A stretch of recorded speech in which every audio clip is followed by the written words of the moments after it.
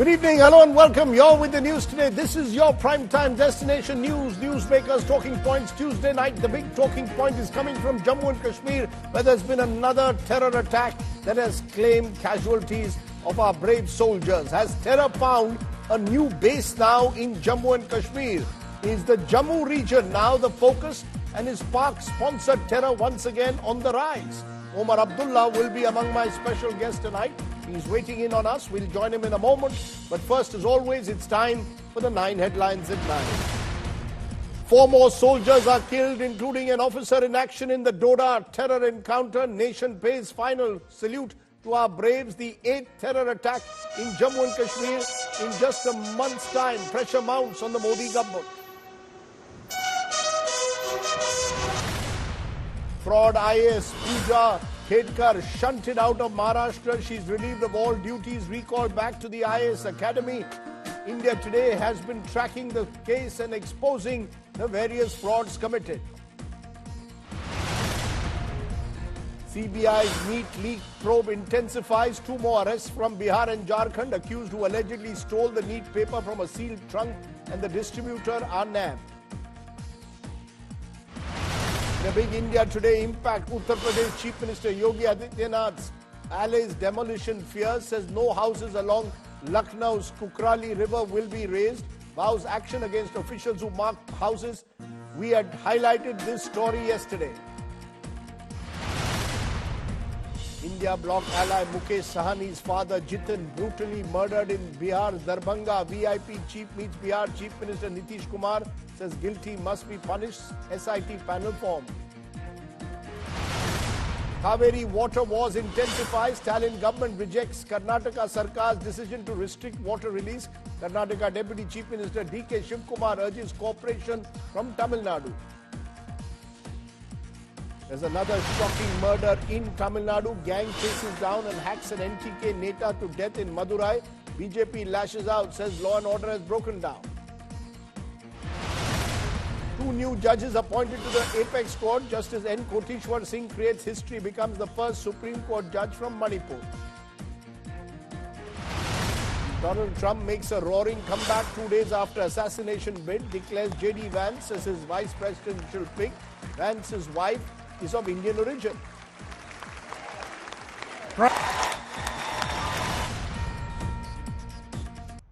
But our top story tonight. Terror has bled Jammu and Kashmir yet again. 4 soldiers have been killed in an encounter in Jammu's Doda district. The hunt for the terrorists continues, but sources say they may have fled the area. This is the 8th such terror attack in the Jammu and Kashmir region in the last 1 month. 55 soldiers have been killed over the last 12 months in different attacks. Our top story today focuses on the rise in terror in Jammu and Kashmir, but with a new hub, the Jammu region. Captain Brijesh Thapa killed in action in the Doda encounter. Sepoy Bijendra killed in action in the Doda encounter. Sepoy Ajay killed in action in the Doda encounter. Nayak D. Rajesh killed in action in the Doda encounter.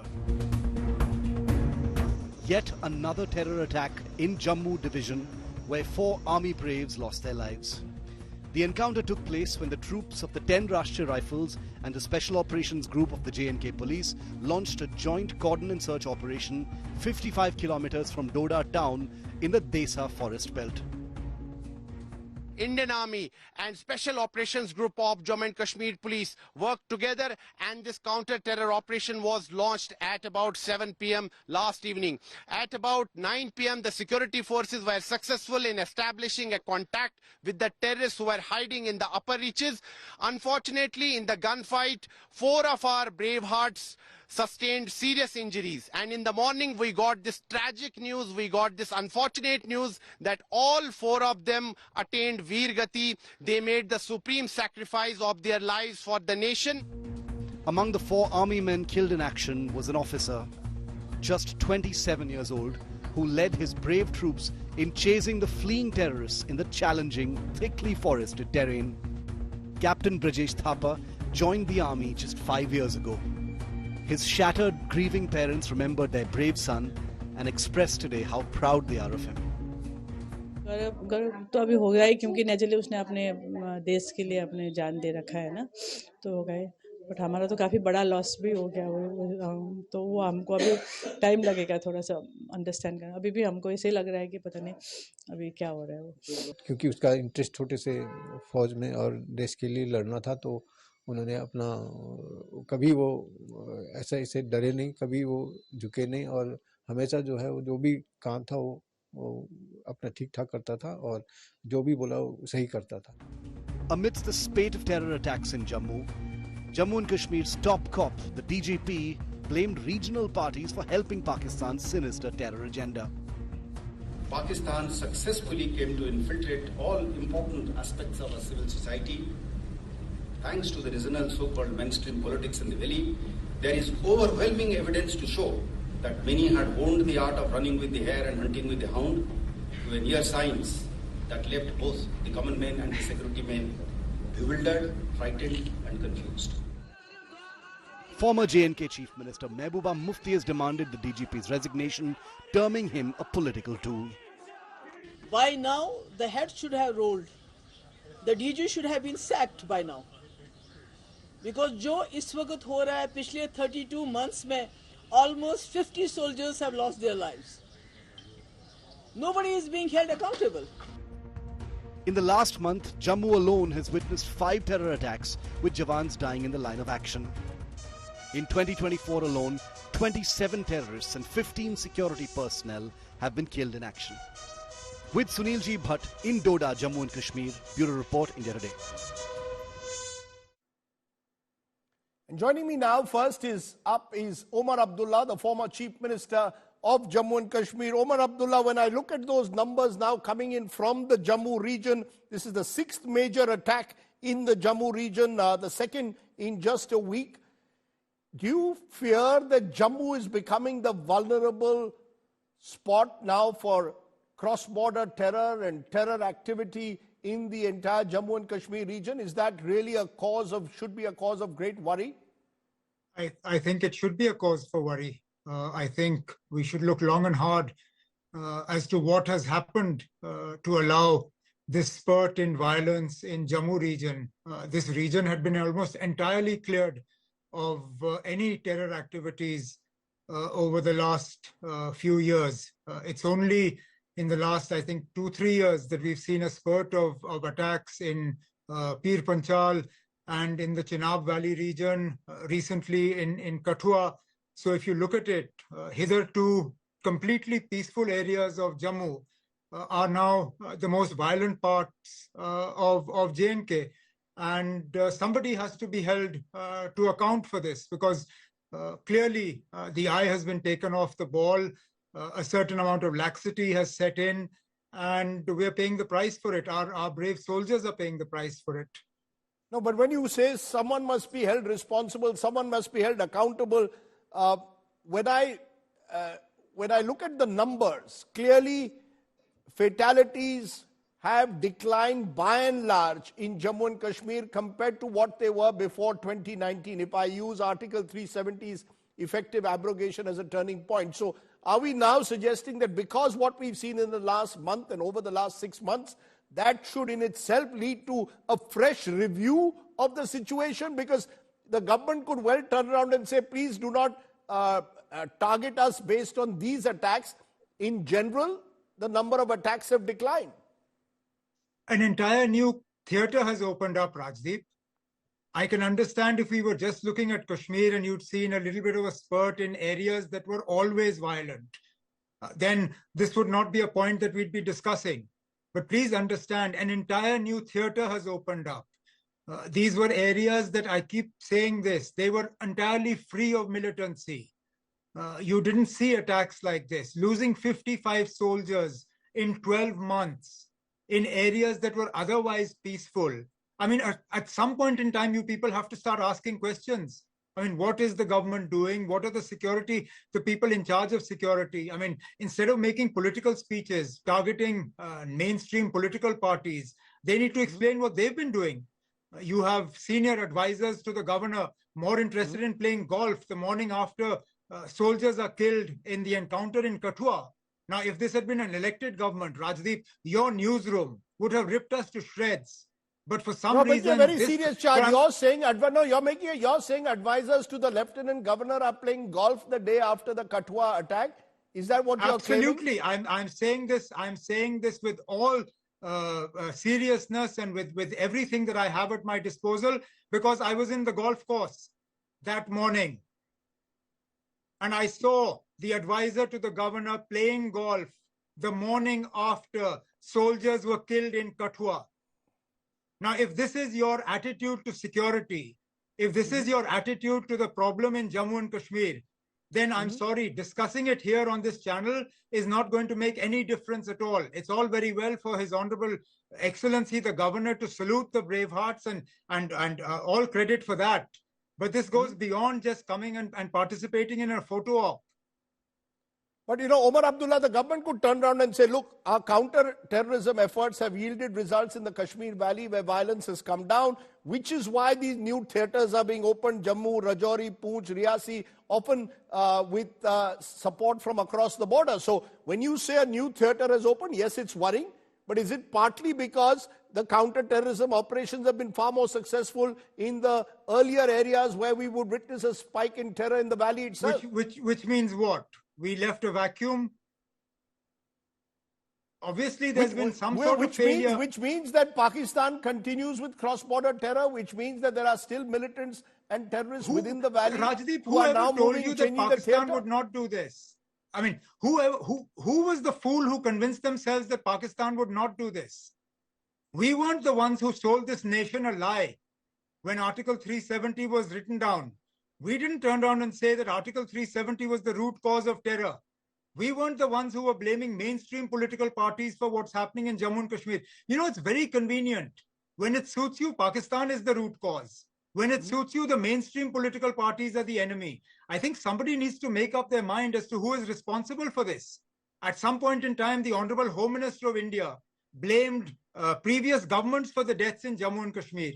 If that be the case, then who is responsible for the deaths today? If we were responsible for the deaths that took place when we were in power, completely absolving Pakistan of their responsibility, then I'm sorry, you can't choose to blame Pakistan today. Then you need to use the same yardstick by which you judged us to judge this current government. And if you use that yardstick, then this government is responsible for taking its eye off the ball, for allowing gaps in our counter-insurgency grid, and for allowing a situation to develop in Jammu whereby these people are clearly almost able to strike at will. But there is a fear that highly trained terrorists from across the border, as well as a certain radicalization that has taken place on the ground, are creating an extremely troubling situation. This is a situation that will require very careful handling without the usual political blame game. Very convenient. When it comes to holding mainstream political parties and past governments to account, then the political blame game is fine. But suddenly today, because you have a union territory governed directly by New Delhi, then you want to turn around and say, well, actually, no, the political blame game doesn't work. You can't have your cake and eat it too. That's my limited point. I'm all for no political blame game.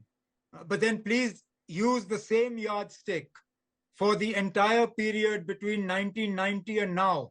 You can't choose who you want to blame depending upon when the attacks took place. What have the mainstream parties done, though, is what the sources in the government will say. Have they done enough to support government efforts in these counter-insurgency, counter-terror operations? What do you want us to do, Rajdeep? In which way have we hindered these efforts? In which way have we sabotaged these efforts? In fact, I will turn around and ask this government what they have done with their political experiments and games that they've played, the situation that they created in North Kashmir, which has opened an entire new can of worms for us to deal with.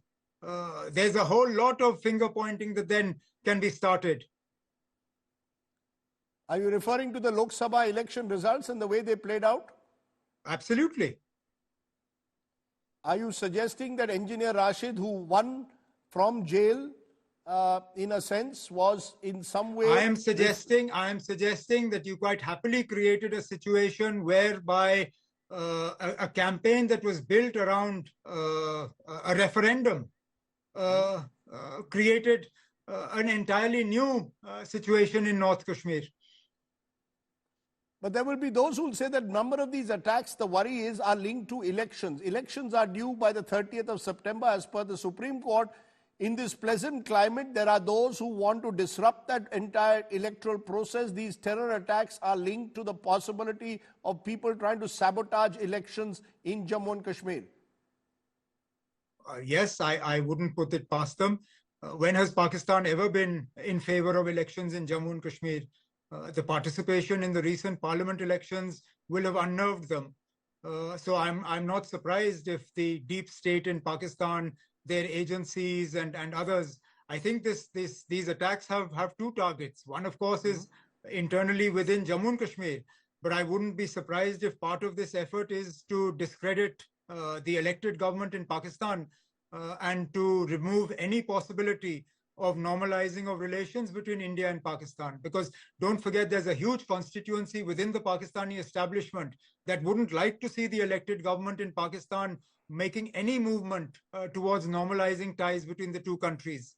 But there is a worry that these attacks could lead to a further postponement of the election that already have been postponed for several years. You do not have, it is all part of a larger process of restoring statehood, having your own assembly. All of this do you fear that with these attacks, and if they continue in this manner, the elections cannot be held before the 30th of September?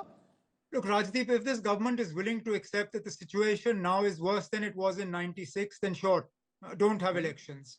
If this government is willing to bow before these forces and to render these sacrifices of these brave soldiers completely pointless and useless, then by all means, don't have elections. The government has a choice. They can either stand up to these forces and render their attacks completely pointless and neutralized, or they can bow before them. We'll know by September whether the government has decided to take these forces on head-on or lie down and surrender in front of them. You know, Omar Abdullah, I accept the point that, as you say, that the killing of even one soldier is one too many.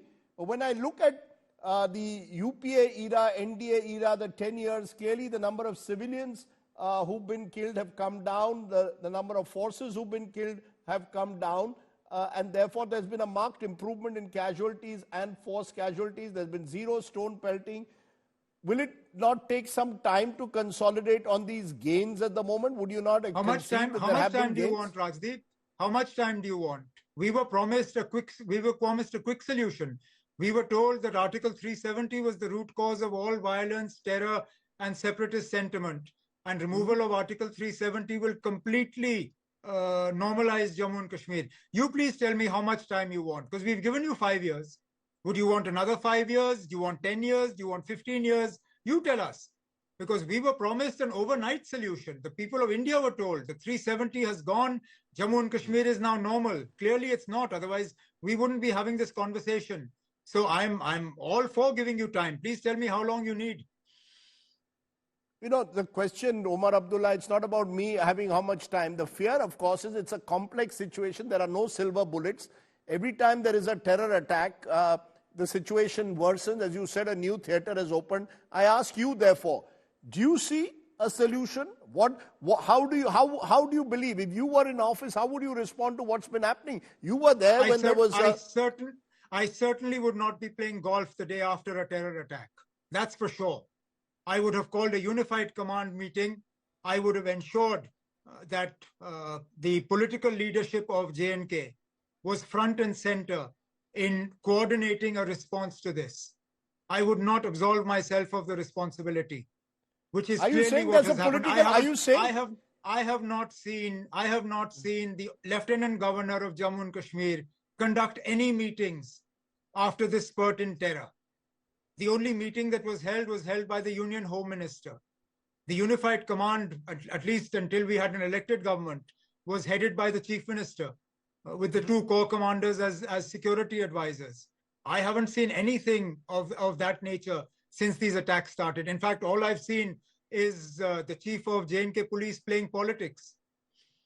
So, because the chief of the J&K police has made certain strong observations, as you might have noticed, Omar Abdullah. For example, he made a comment that he's accusing a section of people of running with the hare and hunting with the hounds, that Jamaat support is being taken to win elections. Does that worry you that this radicalization, in a sense, is being blamed by the police on possibly politics? Look, the Jamaat-e-Islami has always been a political organization.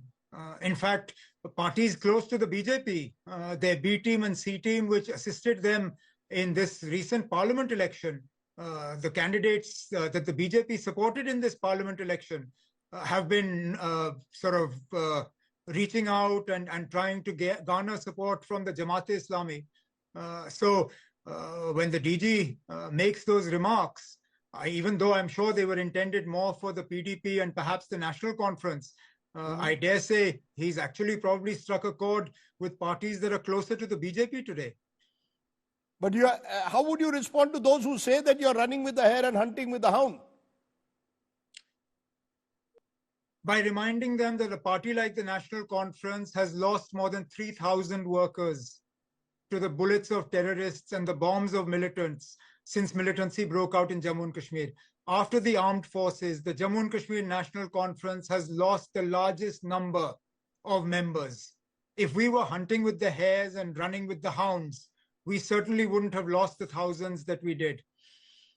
My final question, are you worried that therefore there is a political vacuum at the moment? You are claiming, and you've made a serious charge, that the LG's advisors were playing golf instead of focusing on how to bring the situation under control. Is that the biggest worry now? And is there the fear that this could even escalate further in the run-up to the elections? Unless you involve the local population in denying support to these militant and terrorist outfits, you will have a problem. And you will not be able to get the local population on board unless the government has contact with the local population. This government in Jammu and Kashmir today is completely divorced and disconnected from the people of Jammu and Kashmir. Until you have an elected government with elected representatives in place to ensure that these areas that were otherwise peaceful, that support for these militants, logistical support completely dries up, this problem will fester. And therefore, the sooner you have elections, the sooner you involve the local population in stopping this situation, the better. Okay. Let me leave it there, Omar Abdullah. I appreciate you joining us. Very strong words that you've given us here today to really trigger up a further debate. But I appreciate you joining us and doing some plain speaking here on the show tonight. Let's move on from there to raise the big questions. Has terror really found, therefore, a new base or a new theatre in Jammu and Kashmir?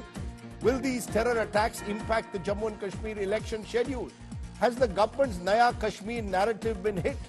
Has Pak-sponsored terror once again come on the rise? Vivek Kaju, former Secretary, Ministry of External Affairs, tracks the region very closely, joins me. Kuldeep Koda, former DGP Jammu and Kashmir with us, and Lieutenant General S.A. Hasnain, former GOC 15 Corps with us. Let me come to you, General Hasnain. You might have heard Omar Abdullah there saying that there hasn't been enough, that the government has taken its eye off the ball. The LG's advisors were playing golf the next day after the Kathua attack, that the LG hasn't called a meeting of the command structure. Is there a worry that the government may have taken its eye off the ball? Rajdeep, thank you first of all for including me in your show. No, I don't think so. We've been at this 35 years, Rajdeep. Every time that incidents happen, the unified command meeting does not take place. Yes, it's a very good thing. It depends on your style of leadership and command. If you want to take an advice, you could take this advice individually from different corps commanders, from the DG police who meets you every day, from the intelligence people who come and meet you and brief you every day. I too. So a unified command meeting is definitely an institutionalized system, but not necessarily it's a part of the personality of the governor or the chief minister or whoever is in charge at that particular time. But I would also say, you see the number of incidents which have taken place, no doubt is a little out of proportion compared to the situation which existed just a few years ago, right? When you talk about elections and you're trying to postpone elections, etc., let me just try and remind people that in 2002, we had more than 1,600 terrorist attacks, terrorist incidents. And yet we had reasonably peaceful elections that year. So you cannot come under pressure of this kind from Pakistan. The Pakistan's intent is to somehow or the other disrupt these elections, because they've seen what has happened with the Lok Sabha elections, 58% average turnout, with the turnout what used to be 10 and 12% earlier. Obviously, a very strong message is going out with these elections. And the Pakistanis would not like to see the success of them, because that would put them a couple of steps behind again. You know, the worry, of course, is that a new theatre entirely has opened, though, General Hasnain. Is that something that should worry us? The fact that you've got, as Omar Abdullah was pointing out, areas of peace now have suddenly found themselves in the crosshairs of terror. The entire Jammu region has become vulnerable. The 6th attack inside this month. See, Rajdeep, this is explainable. You see, Kashmir has been under the glare, the focus. It is the center of gravity of Pakistan, no doubt. Kashmir, the terrorism in Kashmir has been there for the better part of 35 years. What we have seen in Jammu is about 15 to 18 years, from 1994 to about 2010 or so. And this was by reinforcing formations who came in to fight this terrorism. Kashmir has had a permanent grid, and that has remained there. It's become very difficult for Pakistan to do anything there. Of course, they will always attempt to do big things like targeting the Amarnath Yatra, etc. But they may not succeed on that. Jammu, comparatively, because the threats have been comparatively less, the grid here has also been not that effective, or perhaps not that strong. It is now that the threats are developing. I do agree that you are supposed to be anticipating such threats. You should be looking and assessing such threats. To that extent, intelligence has been not a failure, but definitely of a lower order.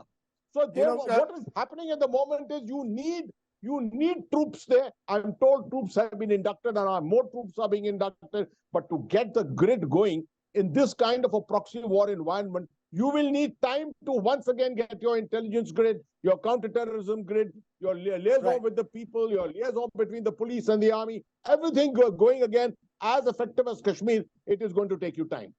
You know, time though, Kuldeep Khoda, you again might have heard Omar Abdullah suggesting that he believes that the government has taken its eye off the ball. He gave this instance, repeated it on more than one occasion, that the Lieutenant Governor's advisors were busy playing golf instead of monitoring the situation a day after the Katwa attack. The police chief was also the subject of his attack, saying that the DGP should stop playing politics and accusing the political parties at the moment, rather focus on law and order. Your sense, is there somewhere that the government will have to be held accountable because of the nature of these attacks that are taking place? They're becoming more frequent, more brazen. You know, General Hassan has put it up very wonderfully well. Jammu region has been a target of the terrorists, and it is part of Pakistan policy to activate Jammu region because of the fact that they have been terribly disappointed in Kashmir because of strong security grid, and also because the forces have achieved tremendous success rate there in Kashmir. So they have shifted to Jammu to dilute some forces from Valley, and so they are shifted to Jammu region. And the way it happened, but Mr. Khoda, it poses an entirely different threat. The problem is these are areas, as you well know, very mountainous, very rocky, very sparsely populated, and the logistical support that some of these terrorists are getting clearly show that there are locals also involved with them. So the nature of the challenge in the Jammu region even becomes more difficult at times to deal with. Absolutely, the terrain is difficult. There are large forests, and the terrain is much more larger than Kashmir Valley. And they sort of, actually, the terrorist attacks which are going on, it is more like a guerrilla warfare than the ground level skirmishes. And we have to devise a strategy for it, including the strengthening of the security grid. Then the border management needs a relook. And also, we have the inputs about Kartarpur corridor being used by ISI to get some people onto the other side, brief them, and send them back. And then we have to have a joint response to the border management, especially in Pathankot region, some parts of Punjab, Kathua, Akhnur area, which has been activated. Of course, Poonch Rajouri, it started with Poonch Rajouri. But, you know, the border management needs to be relooked at. And the OGWs, which you mentioned, the older workers, they are providing help. You're all saying that the security grid needs to be re-looked at, but Vivek Karju, the one common factor which is coming once again is Pakistan. Now, Pakistan remains the elephant in the room in Jammu and Kashmir. Over the last few years, in the initial period after Article 370, there was clearly a lessening in the violence. But in the last few months, we're again seeing an escalation, albeit in a new theater. Do you see any connection at all between what's been happening in Pakistan and indeed this intensification of violence in the Jammu region? I do. I think Asim Munir is showing to his commanders that he too has the mettle to take the battle across, that he will not let the side down, and therefore, despite all the troubles, the economic troubles, the political troubles, and the troubles on its western borders, Asim Munir is under some compulsion to show results in J&K, and I would only add that this is not, I'm not saying something which is rocket science. This is something that I'm sure our security planners would have anticipated. Now, the reason why these incidents, these terrible incidents are taking place in the Jammu division are naturally and the manner in which to combat them. I think there are other panelists, Mr. Koda, my friend General Hasnain, who are in a better position to answer this. But the Pakistan angle, sir, do you fear, as you said, with a new military leadership, with a new government in place, that there is the fear that Pakistan has once again turned its gaze towards cross-border terror? They're once again trying to raise the stakes. Is that a fear that you have? I'll tell you what my real concern is, and please allow me 30 seconds on this. After Pulwama in 2019, we enunciated a doctrine of preemption, which was essentially that if we see preparations being made for a major terrorist attack, an unacceptable terrorist attack on India, we have the right to take preemptive action. We've not publicized that doctrine, but that doctrine now stands. Vijay Gokhale, who was then Foreign Secretary, came out and read a statement to this effect. It's on record. Now, the whole question is that the Pakistanis, after Pulwama, have refrained from an attack of that nature, though Riyasi came very close to it. And Riyasi was a very close run thing. I put it to you, Rajdeep, that 9 people lost their lives, which was terribly unfortunate, but the number of lives lost could have been far more. And I have linked it in my own writings to the preparations that were made for the attack, and in fact the attack, which fortunately didn't succeed, on the Consul General of India in Herat in 2014. It was really a signal to Mr. Modi, the Riyasi attack. So after that, too, we should have anticipated that the Pakistanis and Munir in particular will now show his teeth. The problem so what happens then? So what happens then to all? If that is the case, what happens to the doctrine of a preemptive strike? What happens to all the doctrine? That is what I'm coming to. The problem with that doctrine is that how will you define an unacceptable attack? We still haven't done it. Either we say that every attack from Pakistan is unacceptable, and therefore we will choose the right to respond to it in a manner that we wish. After all, the good Lieutenant Governor of J&K has today himself said, if I read him correctly, we will avenge these attacks. Now, what does that mean? Those are all fine. Avenge these attacks are fine words. There are questions being raised, though, whether I'm asking a very specific question. Sure. General Hasnain, you want to respond? is what that a sharper definition is needed by us, by our security planners, as to what is an unacceptable attack. And my last point, we are both, India and Pakistan have nuclear weapons. And my own contention has been that the government has to go on the front foot to tell the international community that the first step on an escalatory ladder is a terrorist attack. The attack of the kind which took place today is an escalation between two nuclear armed neighbors, and this is unacceptable to us. But we have not yet gone on the front foot on this. Defensive mechanisms have to be established. The grid has to be strengthened.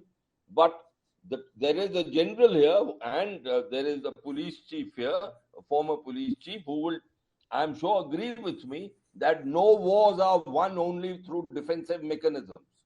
No, sir, I take your point. Mr. Kaju, I take your point. Let General Hasnain, though, answer what you've raised. What is an acceptable terror attack that is acceptable in a way without escalating it further? In the past, as Mr. Kaju pointed out, the government had come out with a doctrine of preemptive strikes. Now we are in a situation where you had a series of terror attacks. And the government, according to, if Omar Abdullah is to be believed, has taken its eye off the ball, that is, the LG's advisors are busy playing golf. That apart, the truth of the matter is, how do you define what is an unacceptable terror attack that will be dealt with a kind of surgical strike, if I may not use the word, or a preemptive strike, as was the case a few years ago? Rajdeep, that is something for the government to always determine. It's a very, very difficult call. No, you see, they haven't. You see, when the government went ahead with surgical strikes, they said this is our new muscular strategy. What's happened to the muscular strategy somewhere? Rajdeep, let's be sensible on this. You don't start responding to every single action that the adversary does. You wait, you let it. There are things which will be cumulative in this. You will have to threaten, you will have to look for opportunities, and you will have to strike at the right time. You will have to see what is the dividend that is going to come out of it. With every attack, if you're going to carry out something, then you may achieve nothing at the end of it. I would say, look at the ceasefire. The ceasefire is in place for the better part of the last 3.5 years, since 25th of February. Is that a way which you can abrogate the ceasefire and appropriately message Pakistan?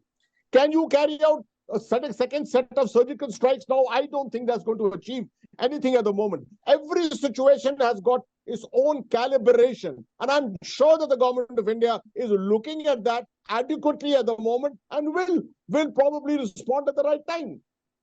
Okay.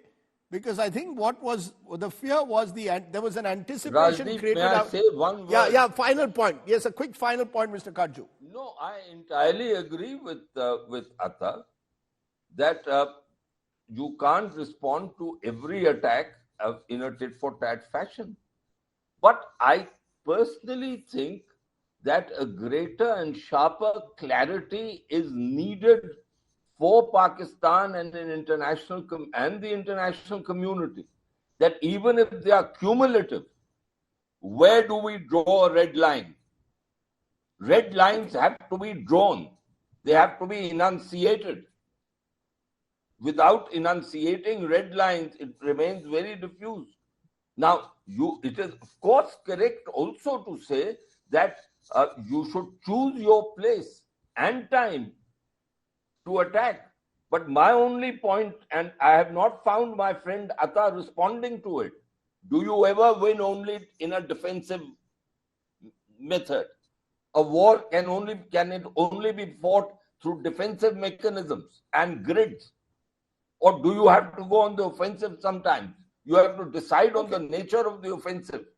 But has any war been won in history? Please tell me, General. Only through defensive mechanisms. Let General answer. 30 seconds, General. Is there a sense, therefore, that the government needs to come up with a clearer enunciation? When we keep saying zero tolerance from terror, it's all very well to say that. What we've had is a series of terror attacks, each of them getting more and more audacious in a way. I agree. It's a very difficult call, Rajdeep, and I'm sure the government is considering that. I'm sure they're not going to transparently do that in public. But a situation, the way it is building up, obviously calls for that kind of a thing. And I do anticipate that at some stage, something bigger is going to happen, as I've already outlined, possibility of something, some kind of a strike on the Amarnath Yatra or something like that, something very audacious. And that would have obviously crossed the Rubicon. So I think the contingencies are there, worked out. The National Security Council would have met several times. They would have wargamed this entire thing and will take an appropriate decision at the right time. At this time, for us to say that we need a clear-cut policy for every single terror attack may not be entirely right. But I have not said that. But please don't put words in my mouth. Let me leave it. Mr. Karju, I think what you've highlighted is an important point. There is an ambiguity over the doctrine that was enunciated a few years ago, and every terror attack in a way puts the focus and the lens on what the government intends to do, are the red lines when it comes to Pakistan and terror emanating out of Pakistan. Let's leave it for there at the moment. Mr. Khoda, General Hasnain and Vivek Karju, I appreciate all three of you, fine voices joining me here on the show tonight.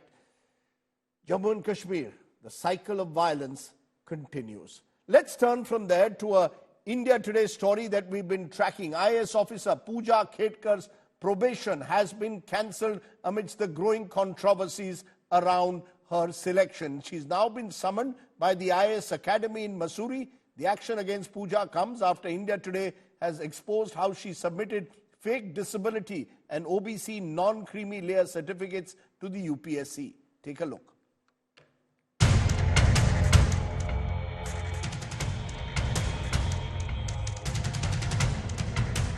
IAS probationer Pooja Khetkar is shunted out of Maharashtra.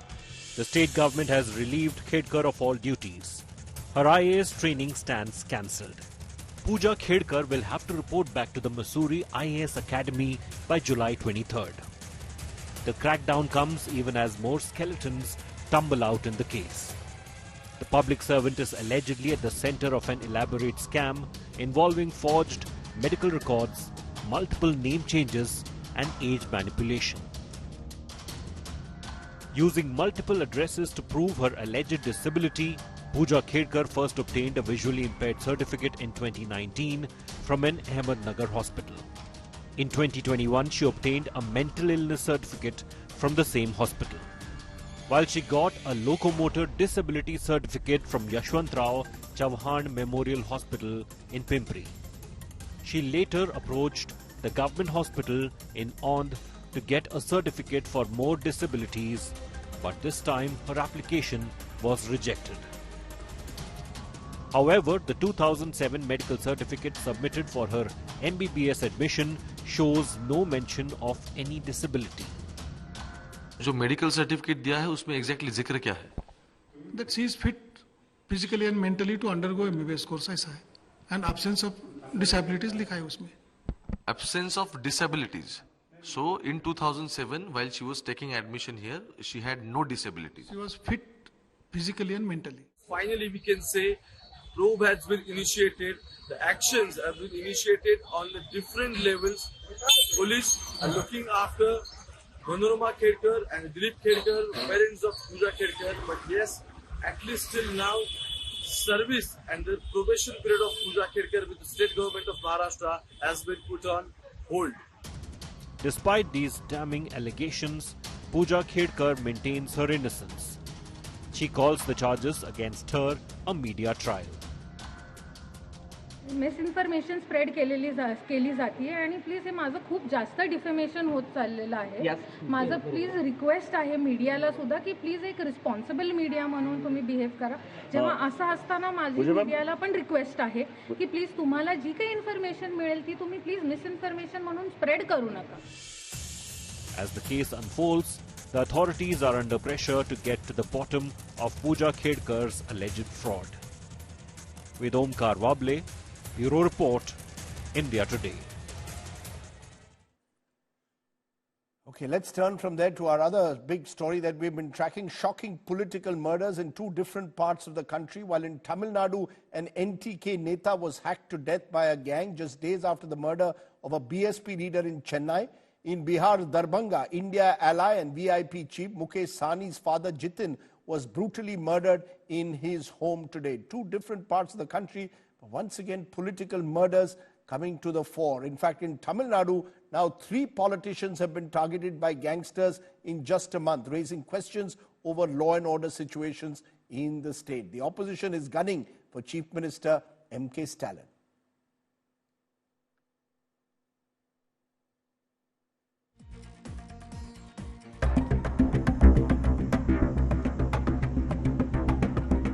Alarming spike in Tamil Nadu gang murders targeting netas.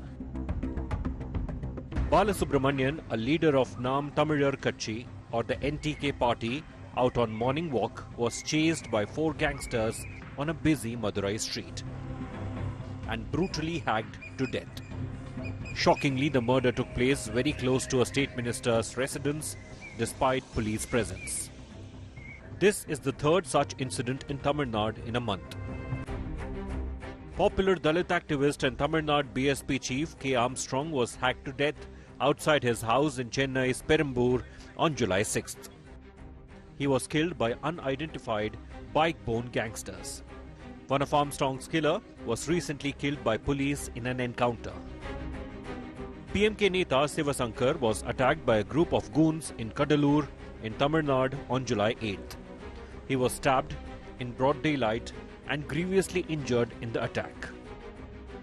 Stalin government in Tamil Nadu is now under fire following spate of deadly gang attacks on opposition netas. We have been saying that the law and order is deteriorating in Tamil Nadu, and this is because of the inefficient and mismanaged administration in the Tamil Nadu state for the past 3 years. That is why, the murderers, the gangs, the coolie gangs, they are trying to do all these things. And they are being paid. These paid gangs, rowdies are becoming more and very strong. And this is really worrying the people of Tamil Nadu. People are really afraid to walk also in the streets, and that is happening. But the state government claims all is well compared to other states. If you have to look at the NCRB data, the law and order situation in Tamil Nadu right now, after 2021 until now, is better than what it was during the preceding 4 years of Edappadi Palaniswamy's rule, or even beyond.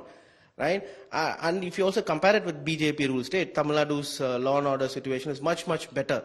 But again, there's also the unnecessary politics by BJP, not pertaining to any incident, but overall they've been trying to portray Tamil Nadu in a bad light. The continuous murders of political netas and encounters in the state has shocked the people of Tamil Nadu. On 5th of July, BSP State Chief Armstrong was brutally murdered behind a police station. On 8th of July, a PMK functionary was chased and hacked and is in the hospital undergoing treatment. On 16th of July, an NTK functionary was chased and brutally hacked to death, leading to the opposition raising harsh comments about the state of law and order in Tamil Nadu.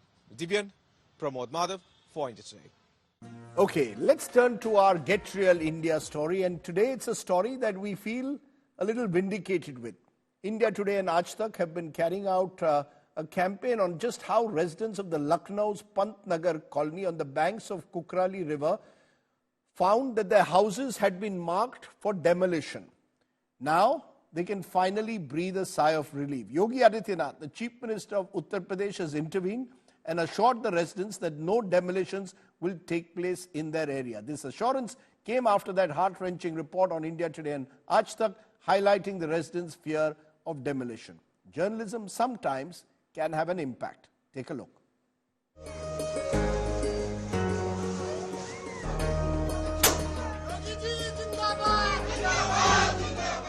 The mood in Pant Nagar colony on the banks of Kukrail River in Lucknow is of celebration and immense relief. After days of anxiety following the red marks threatening demolition of their homes, the residents have now gotten assurance from Chief Minister Yogi Adityanath. हम लोगों की बात वो सब कुछ हमारे favour में किए हैं कि हमारा जितना भी घर है अगर रजिस्ट्री है तो वो नहीं हटाएंगे, नहीं हटेगा बिल्कुल। बस thank you sir, thank you. बिल्कुल बहुत खुश हूँ, बहुत ज्यादा खुश हूँ। The CM assured the residents no demolitions will take place in their area for the riverbed rejuvenation plan. बहुत बड़ा काम हो गया हम लोगों को, परिवार नहीं, बहुत बड़ा काम हो, पुश्तें बच गई हम लोगों की, आने वाली जनरेशन बच गई हमारी। इतना परेशान थे, अब सोच रहे थे जाएंगे कहाँ।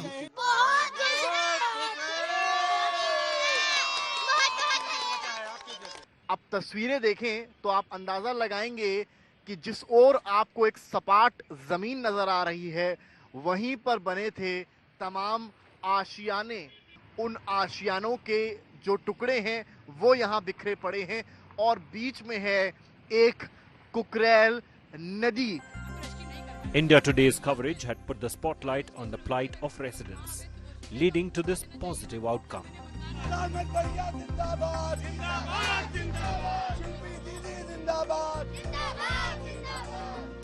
The residents, now relieved, thanked the reporters. The question remains, will the government act against those officers involved in allowing encroachment of riverbed years ago? With Samarth Srivastav, Bureau Report, India Today. Good to see some of those smiling faces. Hopefully the bulldozers have been put away. Let's turn to our good news today story, and it comes from West Bengal, which now has a Braille version of the Constitution that's making a big step towards inclusivity. Why is this Braille Constitution significant, and who's the brain behind it? Take a look. The Constitution of India. Introduction. On 18 July 1947, a Braille version of the Constitution has been launched in West Bengal, making it available for visually impaired people. This marks a historic step towards bringing inclusivity and accessibility in legal education and profession. For the labs of British Parliamentary, those who are visually impaired, for them we have already developed one accessibility lab, computer based in library. But software computer is one aspect, but touching books, reading, that is another aspect, sensation, that led us to think of even Braille version of books. So Constitution is the #1 fundamental book in the law, so that we take first to have Braille form printing. The principal and staff of the Ramakrishna Mission Blind Boys School Academy also played an instrumental role in developing the Braille version of the Constitution. It will be really helpful for persons with disabilities, not only who are in a legal profession, but others, those who want to study Constitution. So, a Braille version is another, it will give another opportunity us to read thoroughly the Constitution. The initiative to create a Braille version of the Indian Constitution is especially significant since it gives visually impaired people unparalleled access to vital legal information. ব্রেলে প্রথমবার পড়লাম, আগে শুনেছি, একদম প্রচন্ড helpful হবে, কারণ যারা ল নিয়ে পড়ছে তারা তো একান্ত হেল্পফুল হবে, এছাড়া যারা নর্মাল, যারা এমনি ব্লাইন্ড, তারা অনেক কিছু জানতে পারবে ল সম্পর্কে, দেশের আইন সম্পর্কে অবগত হতে পারবে। West Bengal is the third state in the country to have a Braille version of the Constitution for visually impaired people, after Maharashtra and Odisha. This is the first time that this university, which is the first time in the state of West Bengal, they are coming up with the Constitution's Braille format, so that everyone who wants to read the Constitution, wants to know about the laws, can read through the Constitution, through the Braille, even if they're visually impaired. With camera person Satyaki, this is Suryagni Roy for India Today, Kolkata. That's it on the show tonight, but I want to leave you with our image of our brave Doda martyrs who have died in the line of action, and our thoughts today with them and their families. That's our image of the day, and we do hope that those responsible for these terrible terror attacks are taken to task, and that those who continue to perpetrate violence are acted against. Good night, goodbye, Jai Hind, Shubh Ratri, Namaskar.